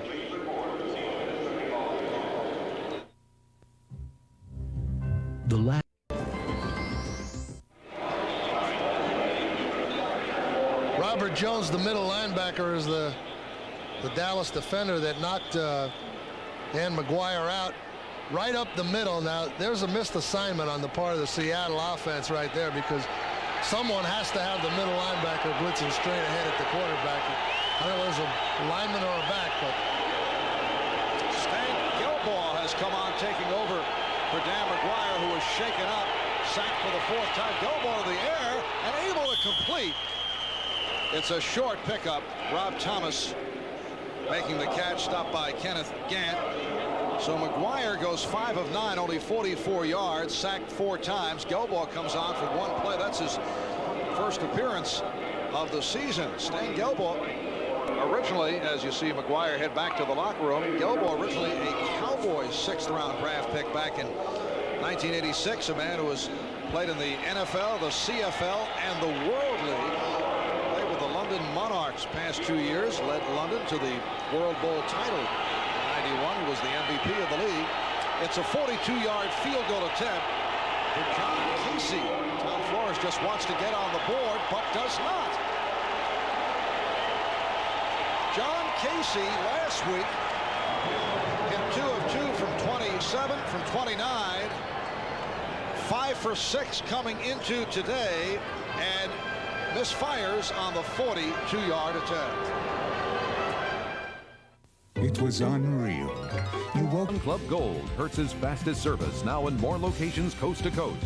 By Coors Light, the Silver Bullet is the right beer now. By Mazda, it just feels right. And by Zest Deodorant Bar, you're not fully clean unless you're zestfully clean. Following the 42-yard field goal missed by John Casey, Dallas back to the offense. Emmitt Smith trying the right side, met by the outside linebacker Terry Wooden. The word on Dan McGuire, he's been taken back to the locker room, x-rays of the right forearm and right hand, so it leads to the entrance of this man, Stan Gilbaugh.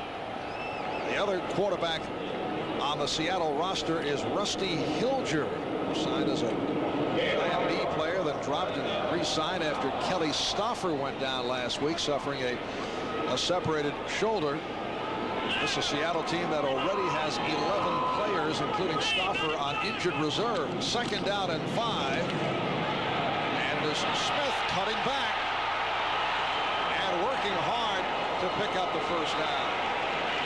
They're not going to have enough quarterbacks on their roster if they keep letting the middle linebacker run up the middle untouched. And and knock the quarterback out. Now, that's not a rookie quarterback's mistake. That's a mistake on the part of someone else. I honestly don't know who. It's quite obviously a back or a lineman, but they're not going to have enough quarterbacks if they keep letting those guys loose in their backfield. Yes, they allowed Robert Jones to have the clear path to Dan McGuire. Jones coming up with the sack, the 4th sack of the day for the Cowboys. 6:40 remaining in the 3rd. Aikman on a quick release combines again with Irvin. Another Dallas first down, a 17-yard hookup. Robinson and Hunter on the stop of Michael Irvin. Again, Irvin working, one-on-one, and this time it's against Patrick Hunter, and Eugene Robinson comes over to help Hunter on the tackle. But, after about 5 or 6 of those, you just have to decide that Michael Irvin's not going to catch any more passes today and roll it some kind of coverage into him or double him up, because right now he's the guy that's providing the offense with all the impetus. 6 catches for 109 yards.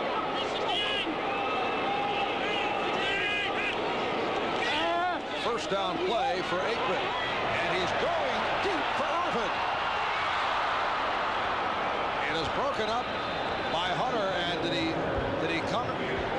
catch in bounds? Is it an interception? I think they're going to rule that Patrick Hunter picked it off, and yes, he did intercept it, and he was in bounds. They'll place it down at the 1.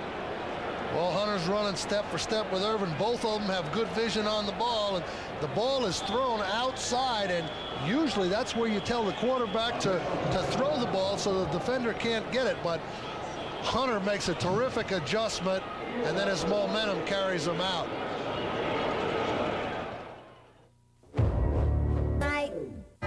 More innocent victims will die. We could be talking about mass murder here. Unless Stone can expose a doctor's deadly secret and a medical cover-up. Law & Order, NBC Wednesday. On that last Patrick Hunter interception, his foot right here going out of bounds, but it's not really where his foot or his toe is. It's where the ball is, and the ball is out of bounds on about the 1-foot line. Second time today that Aikman has been intercepted. So Seattle takes over at the 1-foot line.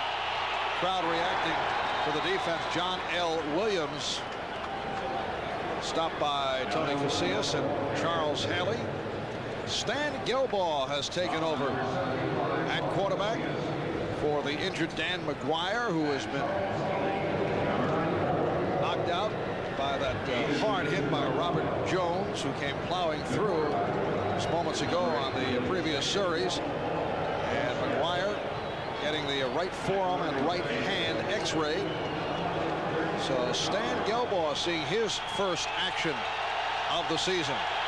In his 5th year out of Maryland, first 3 years at Maryland, backed up Boomer Esiason and Frank Wright. He was the starting quarterback as a senior. And a timeout has been called. When we come back with just under 5 minutes to go in the 3rd quarter, it will be a 2nd and 9. Well, it's been another long afternoon for the man on the left. Tom Flores' Seattle Seahawks team has managed only 41 total yards. They've lost 34 by virtue of 4 sacks. On the other hand, Jimmy Johnson's got to be very happy with the way Dallas has responded. And, now they've got Seattle pinned back again in a very advantageous defensive situation and a chance to get good field position and more points. 2nd down and 9 at the 2. Warren and Williams are the running backs. Just under 5 minutes left in the 3rd. Gilbaugh able to get it away, able to go deep. Pass intended for David Daniels, out racing the combination of Larry Brown and James Washington. You see Charles Haley working against the rookie tackle, and this time Haley decides to just try to overpower Roberts and push him back into the quarterback. And when you make a move like that, that sets up all the other moves. It sets up your speed rush around the corner, and it sets up your inside move and your rip. So he's just trying to let Roberts know that he will run over him and that Roberts better brace himself. And now Haley will probably try to go around the corner. Roberts, a #1 draft pick out of the University of Virginia at the left tackle position. Gelbaugh, line drives it, and it's picked off. Ray Hort for the touchdown.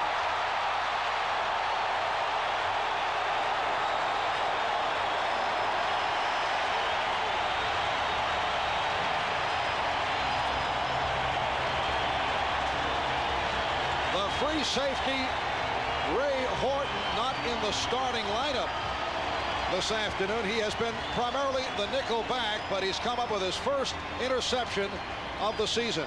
Haley again on the power rush, then he ducks inside, and that's pretty good pressure on Gelbaugh. And then, of course, Horton comes up with the interception off the tip ball by John L. Williams, and this is just a walk-in touchdown. And, you know, when you got them pinned back and you get pressure, those kind of things happen.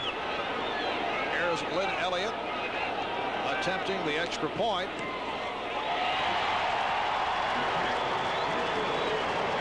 The Dallas Cowboys with a 27-0 lead on the Seahawks of Seattle. Wouldn't it be great if the Steelers by the score 10-6, one of those typical Cleveland-Pittsburgh games. It is raining, they're playing in the mud. Your type of football weather. My type of football, Marv. The muddier the better. And we'll be switching to Joel Myers and Ahmad Rashad in just a moment. 27-0 for the Dallas Cowboys. Here's Warren with the kickoff return. We're down to 4:34 remaining in this third quarter. Lynn Elliott involved on the tackle of Warren. And here is Stan Gelbaugh, who took over the quarterbacking duties for the injured Dan McGuire.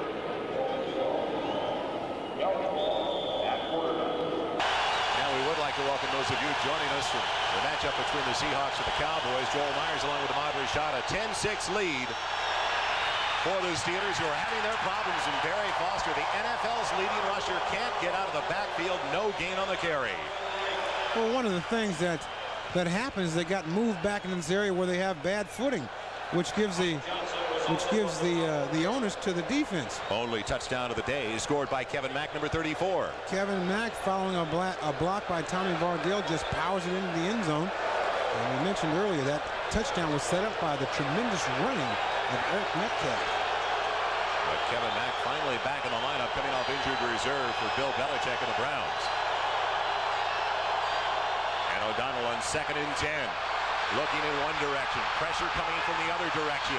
Jeff Graham has the catch and has the first down. Nifty moves by Graham.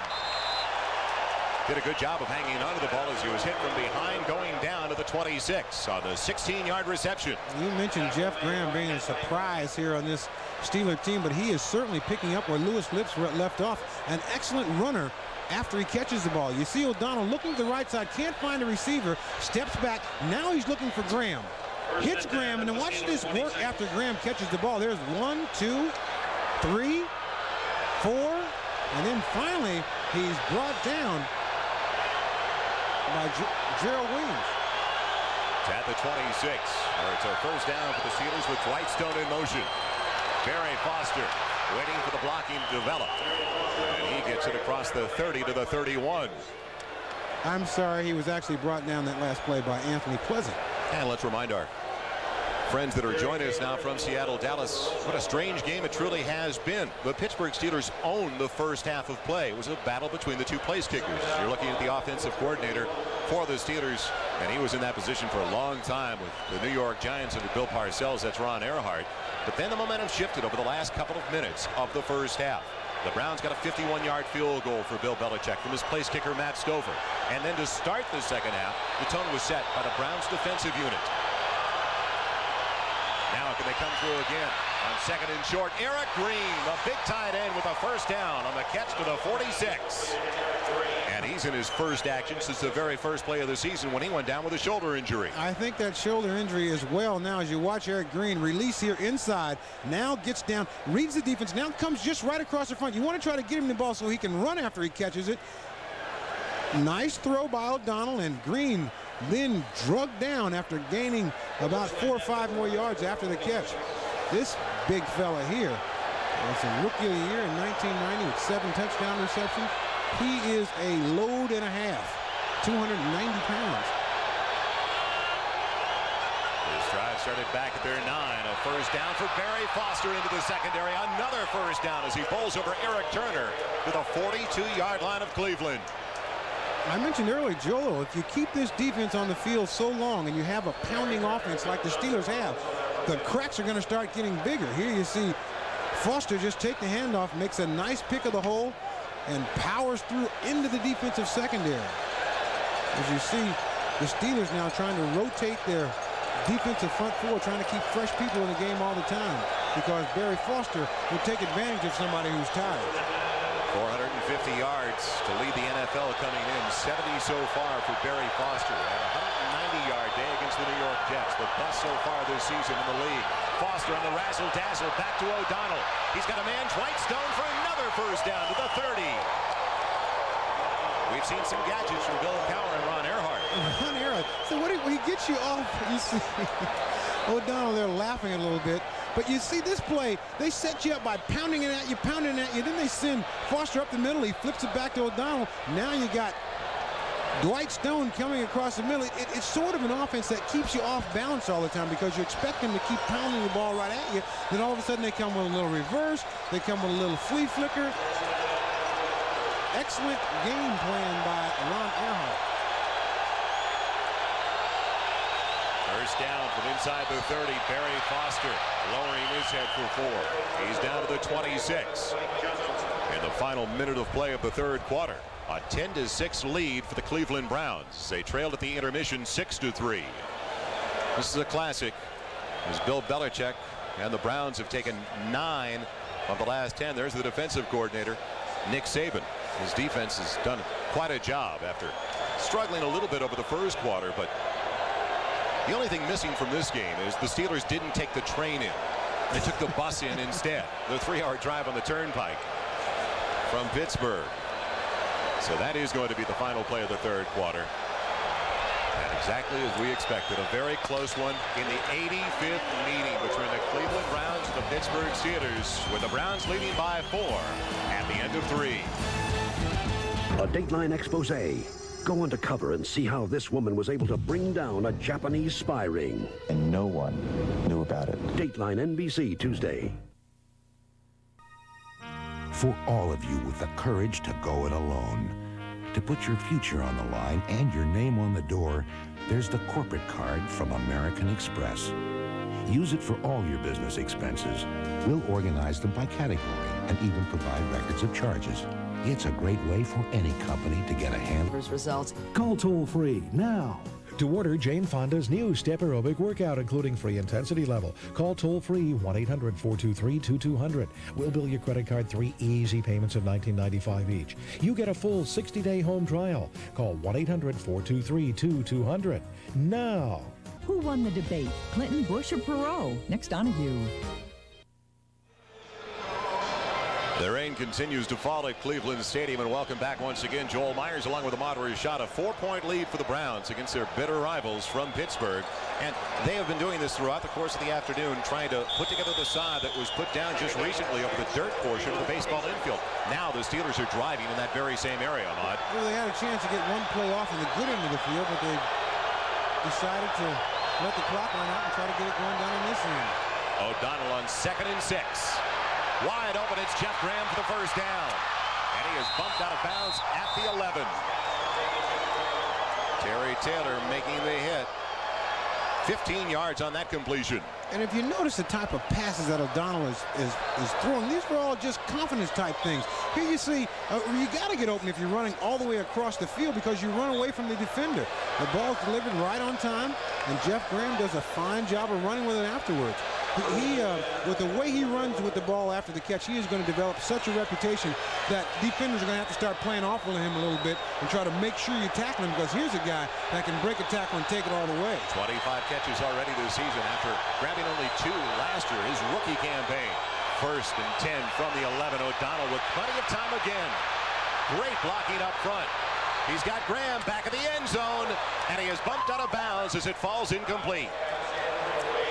A very nice throw by O'Donnell, and Graham with a chance to catch that ball, but just not able to pull it in. If you watch him, he just runs sort of an out ball, a little out there, and then turns around to the inside. Now, he's open now, but O'Donnell is running to the left. It's hard to throw the ball back against the grain. He's still open. Now he gets the ball, and it gets right through his hands, and just not able to come up with that touchdown. You got to catch those. It looked like a tough catch. It was a tough catch, but, you know, there are times you got to make those. The Cleveland Browns traveled 90 yards to take the lead. Now, after starting this drive back at their own 10, the Steelers are trying to do the same. Go 90 to regain the advantage. 2nd and 10. Great protection again for O'Donnell. Has Stone wide open, but can't find him. Just barely overthrown by O'Donnell, who hit his first 11 passes today. O'Donnell has impressed me here today. He's a very confident, calm quarterback, and here he just puts a little bit too much on this. This is just that touch pattern. You got to lay it out front, and just a little bit too much. But he certainly does not lack for confidence. Well, he got Neil O'Donnell 8 starts last year when Bubby Brister was hurt, and as Bill Cowher told us, he sat down with both quarterbacks at the start of the preseason and said, I don't think there's an incumbent here. You both battled for the starting position, and he said it was pretty clear cut that Neil O'Donnell won the job, and Bubby Brister's been a super pro about it, helping O'Donnell. Well, now all of a sudden they have a strong situation at quarterback with Bubby Brister as a backup. And another timeout used. That's the 2nd already for the Steelers in the second half, trailing by 4. Wouldn't it be great if your neighbor was Wally Dallenbach, the Keystone Beer Winston Cup driver? Wally, great car. Want to take it for a spin, Dave? A spin? And keep her under 170, Dave. 170? See Wally Dallenbach, or possibly his neighbor Dave, race the Keystone Beer stock car in the Winston Cup Series. Well, how'd you drive, Dave? Well, she drifts a little in 3. No problem. But we need to bleed the brakes. Wouldn't that be great? Rust. What it can do to the outside of your car, weak, neglected antifreeze can do to the inside. You need the tough anti-corrosion formula of Prestone.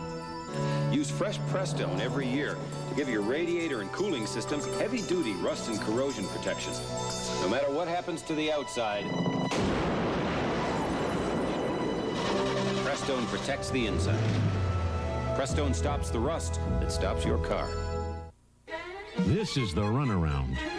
To not get the runaround, call an Allstate agent who promises that after talking with you about your claim, his claims expert will call, usually in an hour. You're in good hands with Allstate. Just because you go all out doesn't mean you gotta stink. Old Spice works. Man, does it work. Fights wetness, kills bacteria. The proof? Hey, hotshot.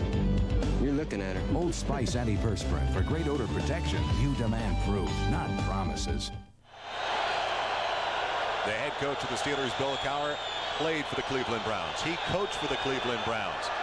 And he comes back now with his own team at Municipal Stadium in Cleveland. He's down by 4, and as he told us yesterday, Ahmad, he has been back a couple of times with the Kansas City Chiefs, so it's not a huge one emotionally. He said, but it is the first time I'm fielding my own team here at Cleveland Stadium where I've got great memories. It's the first time he's brought back a team called Cowher Power. And that's exactly what they're need here to try to get in the end zone. 3rd and 10 from the 11. So far this season, that has been a real Achilles for the Steelers, converting only 24% of their third downs. The blitz is on, and Turner's got him, the strong safety.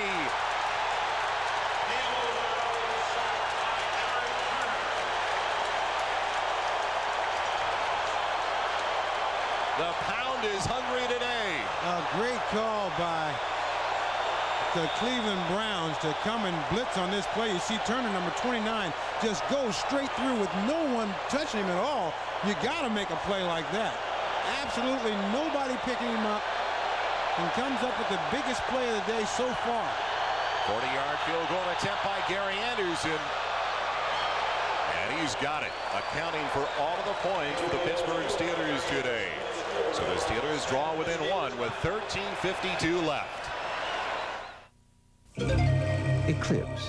Noun. The motion of one heavenly body passing in front of another. An eclipse occurs only with the perfect alignment of arcs and curves and angles. Eclipse. Verb. To surpass. To cast in shadow. To leave others behind. The stunning eclipse from Mitsubishi. The word is getting around. Our children dream of the world that we promised them as parents. A world of unlimited opportunity.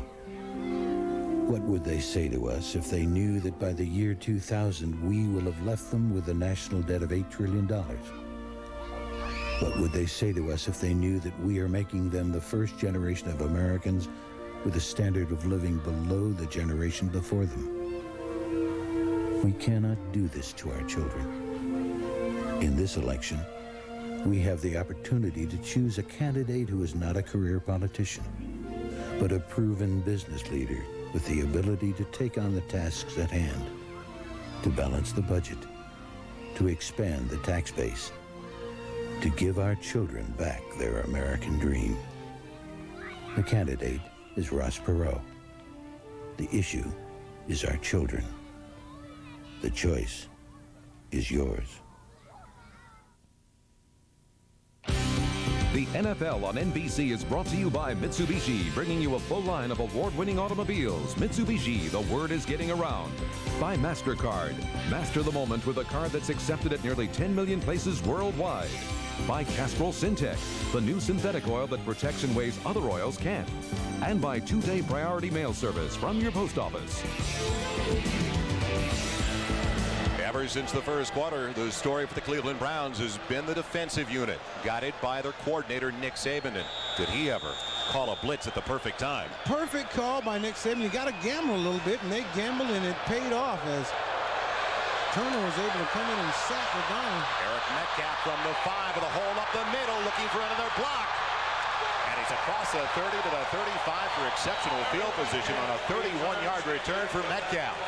There may not be a more exciting player in the National Football League than this young man here, Eric Metcalf. You think he's going all the way every time he touches. You know why? He's always attacking the defense 100 miles an hour right away. He doesn't spend a lot of time, dancing around left and right. All his juking is going forward.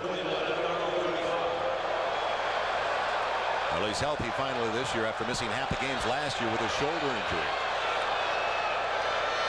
Have it back, their own 35, leading by a point. Play action for Tomczak, looking for the bundle. Instead, underneath and in and out of the hands of the young man who just came up with his first catch of the year, Keenan McCardle. But Tomczak put it right on target. These are the things that just kill you. You cannot drop a ball like that in professional football. You can get a guy out of the park that can catch a ball like this. This Tomczak with an excellent throw. McCardle wide open.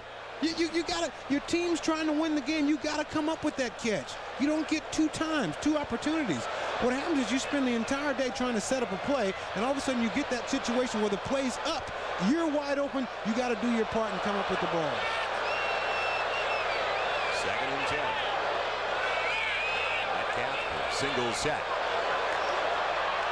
And Metcalf gets 4. Well, after a miss like that, obviously, Ahmad, Browns fans are going to say, where's Brian Brennan? Reggie Langhorne, who's plan B with Indianapolis right now. Brennan was waived, and of course the ordeal with Webster Slaughter, so a very inexperienced group of wide receivers. Yeah, I don't think there's any secret that the Browns lost those 3 players and didn't get anybody in return. And when you lose 3 veteran receivers like that, these receivers have nobody to really look at in practice to develop practice habits, to see how it's done. They're actually going out there doing it on their own. If you got a veteran receiver who makes a catch, it sort of becomes catchy. The next guy wants to make a catch. But it works the same way with drops. One guy drops one, but another one drops one, the next one, you're out of business. Critical 3rd down, 12.5 minutes left. 3rd and 6. Tomczak with plenty of time, looking for Jackson. It's complete for the first down in front of DJ Johnson. Great protection by the offensive line. Every single time these guys catch a ball, it builds tremendous confidence. You'll watch Michael Jackson, Thriller they call him on this team, run an out ball, and then the ball's right on target, and he makes the catch. Tom Zach saying, all right, that's the way you want to do it. I'll throw it out there, you catch it. You can't put handles on the ball. You got to catch it on your own. Before today's game, the last two Browns wide receivers had not come up with a catch. And when you asked Michael Jackson yesterday if he was feeling any pressure, he said, no, they're not throwing the ball to us. Well, they're throwing it to him today, and they've got to make the catch. First down from the 46. Navarro's available. Tom Zach will run it. And he had Michael Jackson deep downfield as well as they're going to bounds inside the 43, a gain of about 3. You've got to get the confidence of the quarterback also as a receiver. If you make tough catches, he knows that every time he throws it down to you, you got a chance to catch the ball. Right then and there, Michael Jackson turned that ball up. He was wide open, but Tom Zach decided not to throw it and ran it instead. So Mike Tomczak performed with the Green Bay Packers last year, getting the opportunity now with the Cleveland Browns in his first 6 seasons with the Chicago Bears. Made that team as an undrafted free agent, never lacking for confidence. Mack fakes a reverse and is belted by Greg Lloyd in the backfield. A loss on 2nd and 7. That play was thoroughly scouted out by the Pittsburgh Steelers defense. I think they've run that one a few times in practice because no one was fooled by this. Here you see the handoff to Kevin Mack, the fake handoff to Eric Metcalf, and the for real tackle by Greg Lloyd. Greg Lloyd had to miss a couple of snaps after it looked like he took just a stinger to his shoulder on a play that Kevin Mack barreled into him on. But there he comes up with a big play of his own. And now it's 3rd and 11 at the 47 of the Steelers. Inside of 11 minutes left. Free play for the Browns. And it looked like the Steelers were offside, and Michael Jackson's wide open. Touchdown, Cleveland.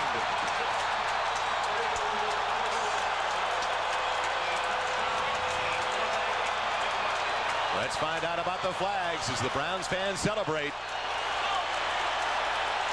And will it go against Pittsburgh? Yes, they can continue to celebrate. Number 57, penalty is refused. Touchdown. Tom Zach.